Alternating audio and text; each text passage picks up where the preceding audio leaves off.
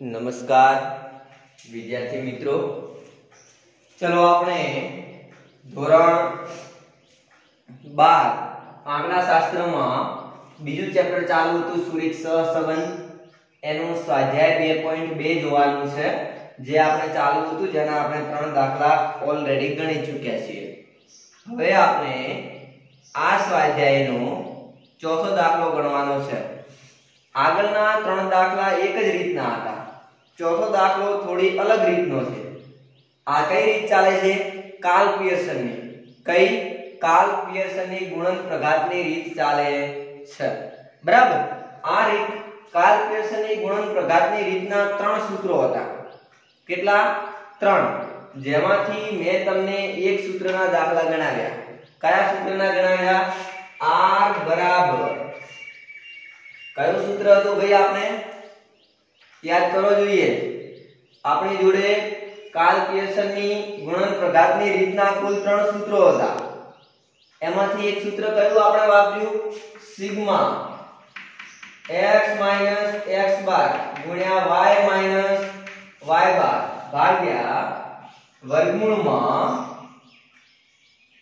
Sigma n sigma x - x બાર નો whole square into વર્ગમૂળમાં sigma y - y બાર નો whole square, બરાબર। તો આ આપણે એક સૂત્ર વાપર્યું હતું। આ સૂત્રમાં શું હતું? સિગ્મા x - x બાર ઇન્ટુ y - y બાર અપોન વર્ગમૂળમાં સિગ્મા x - x બાર નો સ્ક્વેર અને ઇન્ટુ સિગ્મા y - y બાર નો હોલ સ્ક્વેર। હવે બીજી વાત, આ સૂત્ર ક્યારે હતું? જ્યારે x બાર અને y બાર પૂર્ણાંક હોય ત્યારે। ક્યારે? પૂર્ણાંક હોય ત્યારે। આપણી જોડે પેલા આટલા સૂત્રો હતા, x બાર ને y બાર। x બાર એટલે શું? x બાર એટલે શું? સિગ્મા x અપોન n અને y બાર એટલે શું? Sigma y upon n। આપણી જોડે બે પાર્ટ હતા કે જો x બાર અને y બાર પૂર્ણાંક હોય અને બીજું અપૂર્ણાંક હોય। જો પૂર્ણાંક હોય તો આ સૂત્ર વાપરવું જે મેં તમને લખાવ્યું છે। અપૂર્ણાંકમાં વળી વિશેષતા આવશે। શું વિશેષતા આવશે? કે x બાર ને y બાર અપૂર્ણાંક તો હોય। જો x બાર ને y બાર બંને પૂર્ણાંક હોય તો આંખો બંધ કરીને આ સૂત્ર વાપરી દેવું અને આ પ્રમાણે કોષ્ટક બનાવવું। જો x બાર ને y બાર અપૂર્ણાંક હોય અથવા એમાંથી કોઈ એક અપૂર્ણાંક હોય તો તમારે જોવાનું રહેશે કે તમારી આ કિંમતો નાની છે કે મોટી। જો કિંમતો નાની હોય, કોની કિંમતો? xy ની। કોની? xy ની કિંમતો નાની હોય અને xy ની કિંમતો મોટી હોય। x બાર y બાર અપૂર્ણાંક હોય અને xy ની કિંમતો નાની હોય તો આ સૂત્ર વાપરવું। કયું? n sigma xy minus sigma x sigma y upon વર્ગમૂળમાં n sigma x square minus sigma x નો હોલ સ્ક્વેર અને સેમ ટુ સેમ y માટે same to same n sigma y square minus sigma y નો whole square. અને જો xy ની કિંમતો મોટી હોય તો અહીં આગળ જ્યાં આગળ x છે ત્યાં u લઈ લેવું અને y છે ત્યાં v લઈ લેવું, એટલે કે uv વાળું સૂત્ર વાપરવું। કયું? uv વાળું। ચલો આપણે જોઈએ।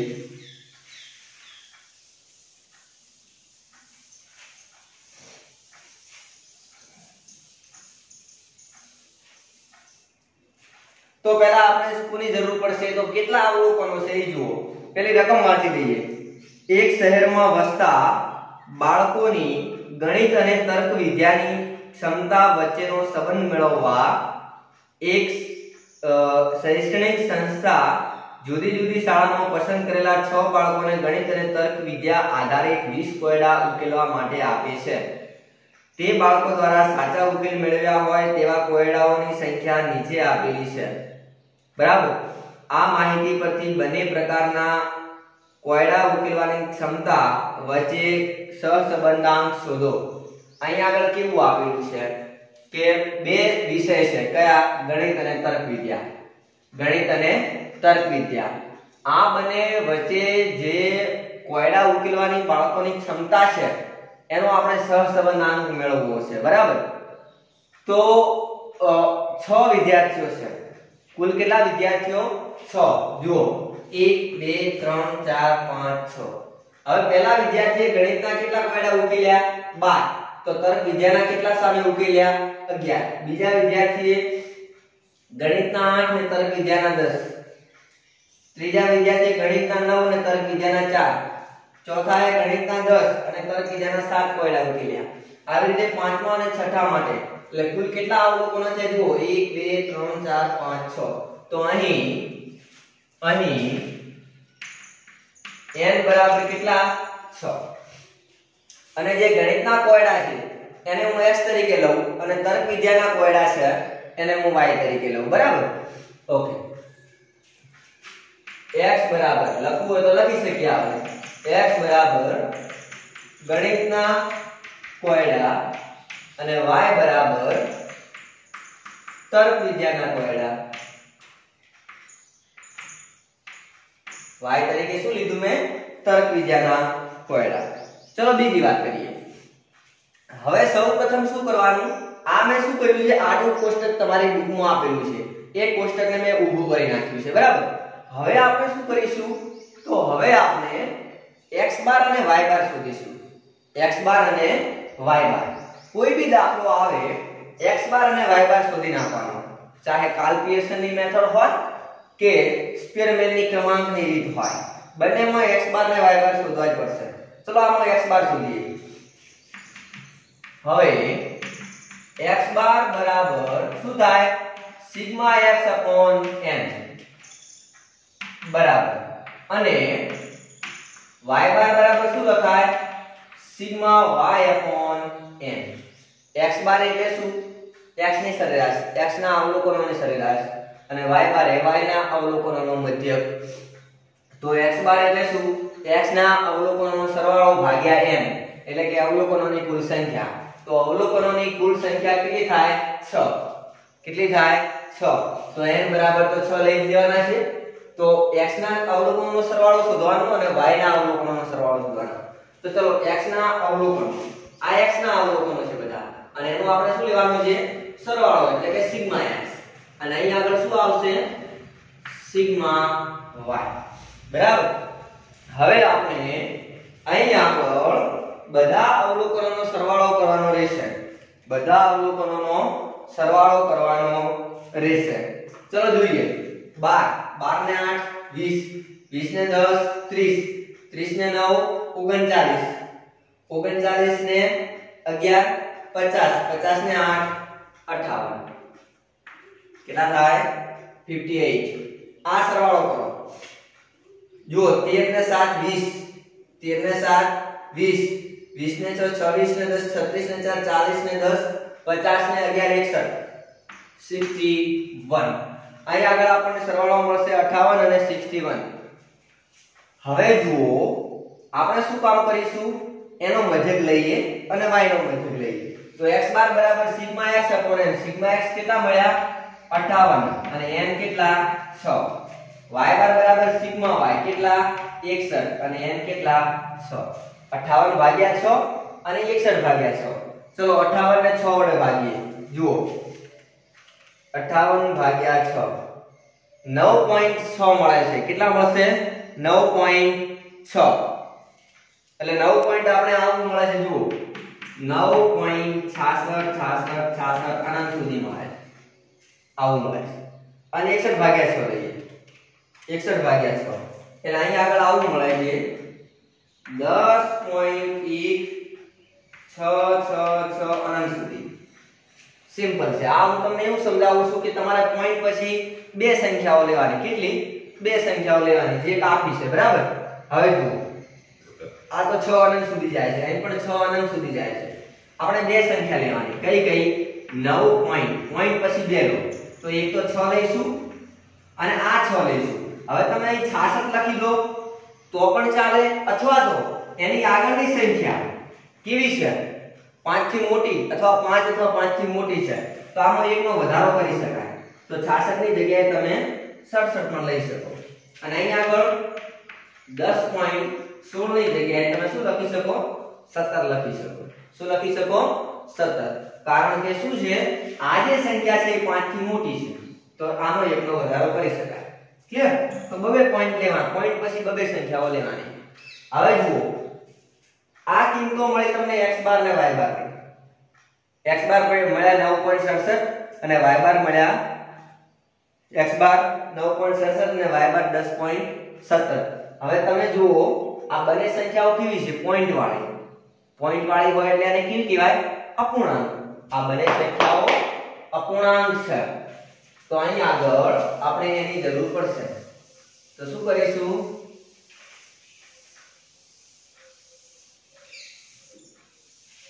અહીં x બાર અને y બાર અપૂર્ણાંક હોવાથી તેમજ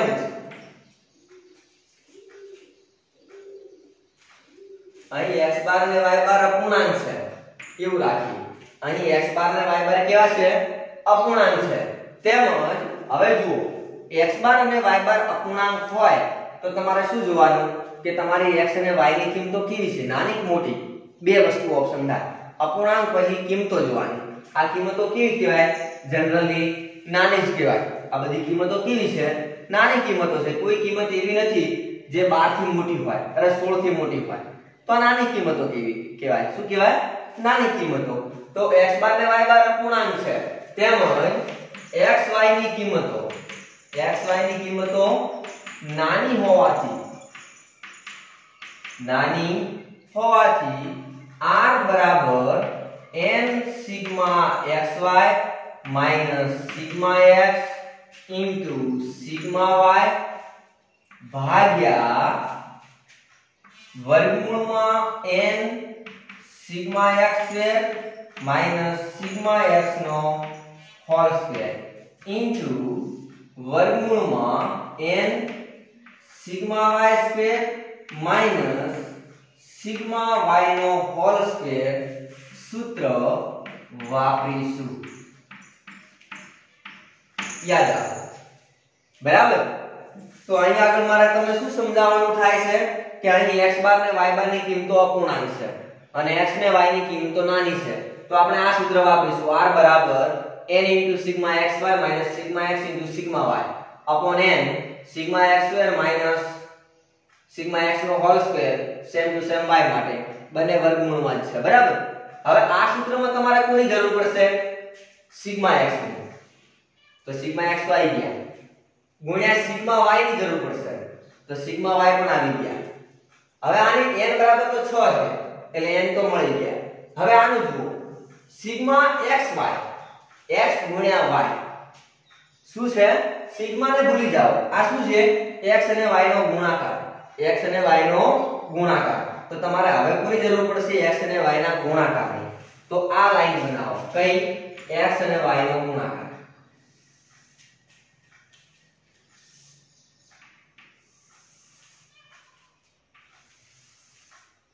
x અને y નો ગુણાકાર. ચલો x અને y નો ગુણાકાર કરીએ આપણે. 12 અને 11 નો ગુણાકાર કરીએ. 132. 8 ને 10 નો ગુણાકાર 80. 9 અને 4 નો ગુણાકાર 36. 10 ને 7 નો ગુણાકાર 70. બરાબર? 13 અને 8 નો ગુણાકાર બરાબર 13 8 કેટલા થશે? 104. અને 11 ને 16 નો ગુણાકાર 11 ગુણ્યા 16 177. બરાબર? અહીં આગળ શું કર્યું? 12 ગુણ્યા 11 132. 8 10 80. 9 4 36. 10 થી 2 70. 13 8 104 અને 11 ગુણ્યા 16 176. હવે ચલો xy નો ગુણાકાર કરી નાખ્યો. xy નો ગુણાકાર કર્યો? હા કર્યો. તો તમારે એમાં શું જોઈએ છે? xy નો સરવાળો. તો xy ના ગુણાકારનો સરવાળો કરો. તો હવે સરવાળો કરીએ બધાનો. 132 + 80 + 36 + 70 + 104 + 176 598 સિગ્મા xy બરાબર 598. આ બધો સરવાળો કેટલો થાય છે? 598. ચલો ઉપરની બધી કિંમતો મળી ગઈ. હવે નીચે જોઈએ.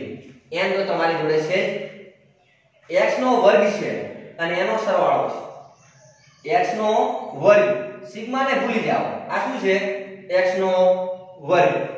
સિગ્મા ભૂલી જવાનું. આ શું છે? x નો વર્ગ. તો તમારે x ના વર્ગની જરૂર પડશે. તો x નો વર્ગ લઈએ. x નો વર્ગ લઈએ. ચલો 12 નો વર્ગ. આ x છે. આ શું છે? x. એનો વર્ગ કરીએ તો 12 નો વર્ગ 144, 8 નો વર્ગ 64, 9 નો વર્ગ 81, 10 નો વર્ગ 100, 8 નો વર્ગ 64, 11 નો વર્ગ 121. બરાબર. જેવી રીતે x નો વર્ગ લીધો, x નો વર્ગ, એવી જ રીતે કોનો વર્ગ લેવો પડશે? y નો. આ y નો વર્ગ છે અને પછી એનો સરવાળો. આ x નો વર્ગ છે પછી એનો સરવાળો. તો એ રીતે y નો વર્ગ પણ લેવો પડશે. ચલો x ના વર્ગનો સરવાળો કરીએ તો 144 plus 64 plus 81 plus 100 plus 64 plus 121 574. તો સિગ્મા કોનો વર્ગ છે? x નો વર્ગ. કેટલો? 574. હવે y નો વર્ગ કરીએ તો 11 નો વર્ગ. આ y છે. y નો વર્ગ કરો. 11 નો વર્ગ 121, 10 નો વર્ગ 100, 4 નો વર્ગ 16, 7 નો 49, 13 નો 169 અને 16 નો 256. ચલો આનો સરવાળો કરો. y નો વર્ગ છે. શું છે? y નો વર્ગ અને એનો લેવાનો છે સરવાળો. તો બરાબર 121 plus 100 plus 16 plus 49 plus 169 plus 256 બરાબર 711. ચલો હવે બીજું જુઓ. હવે કોની જરૂર પડશે? આની. આ તો મળી ગયું, આ પણ મળી ગયું. હવે શું છે? આ સિગ્મા x છે અને એનો આખાનો વર્ગ છે. તો સિગ્મા x કેટલા? 58. તો એ આખાનો વર્ગ એટલે 58 નો વર્ગ. તેવી જ રીતે સિગ્મા y આખાનો વર્ગ એટલે 61 નો વર્ગ. ચલો હવે બધી કિંમતો મૂકી દઈએ. માટે r બરાબર શું લખાશે મિત્રો? r બરાબર n એટલે 6 ગુણ્યા સિગ્મા xy. સિગ્મા xy કેટલા? 598.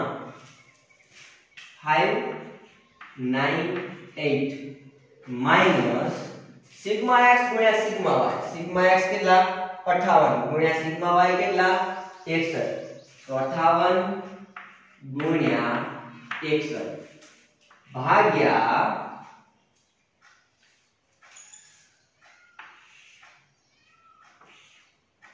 વર્ગમૂળમાં n એટલે 6. n એટલે 6. સિગ્મા x વર્ગ. x ના વર્ગનો સરવાળો. તો x નો વર્ગ એનો સરવાળો કેટલો? 574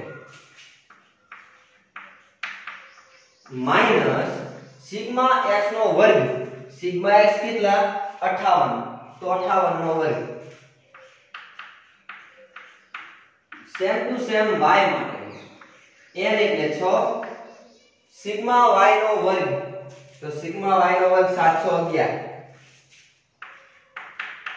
માઈનસ સિગ્મા y નો હોલ સ્ક્વેર એટલે 61 નો હોલ સ્ક્વેર. બરાબર. બધી જ કિંમતો મૂકી દીધી. હવે આપણે ગણતરી કરવાની રહેશે. ચલો ગણતરી કરી દઈએ. માટે r બરાબર 598 ગુણ્યા 6 3588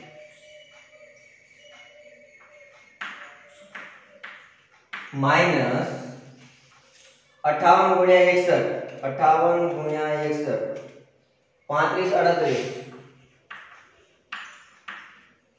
भाग्या वर्गमूल में 6 गुणिया 574 6 गुणिया 574 34 44 माइनस 58 નો વર્ગ 58 ગુણ્યા 58 33 64 સેમ ટુ સેમ y માટે 6 ગુણ્યા 711 6 ગુણ્યા 711 6 ગુણ્યા 711 42 66 माइनस 61 નો વર્ગ 37 21 बराबर। ओके चलो आगे जाइए 35 88 मांथी 35 38 बात करो 35 88 माइनस 35 38 50 बनશે ओके भाग्या वर्गमूल में 35 44 माइनस 33 64 सॉरी 34 44 माइनस 33 64 એટલે 80 વધશે આ કેટલા વધશે 80 ગુણ્યા વર્ગમૂળ માં 42 66 માઈનસ 37 21 એટલે 545 વધશે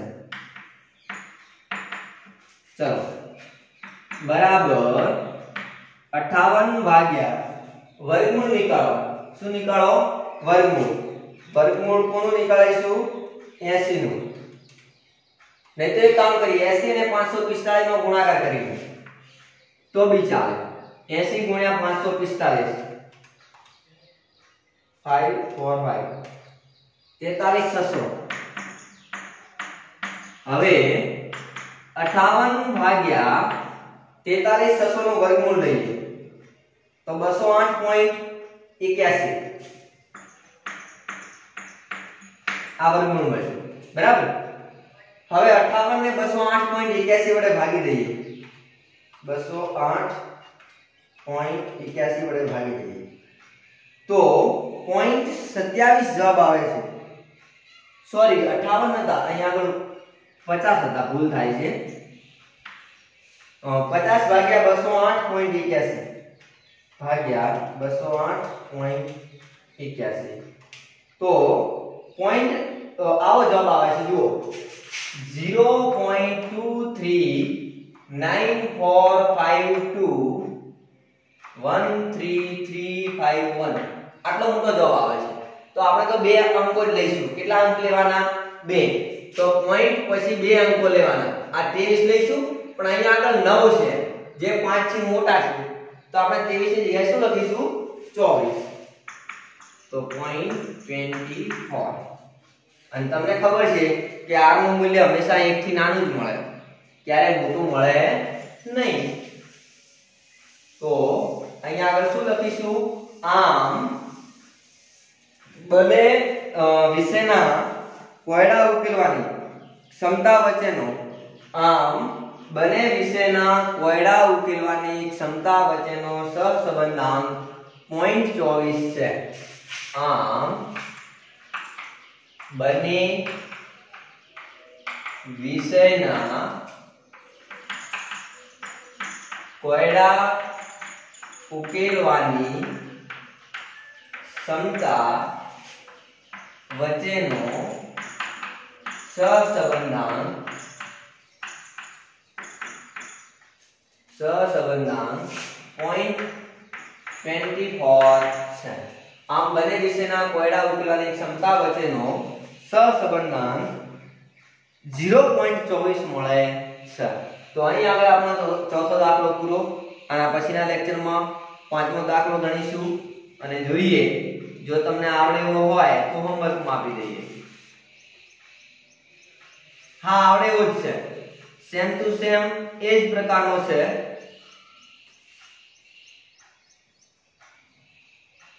एक काम करो एग्जांपल 6 તમને હોમવર્ક માં આપું છું एग्जांपल 6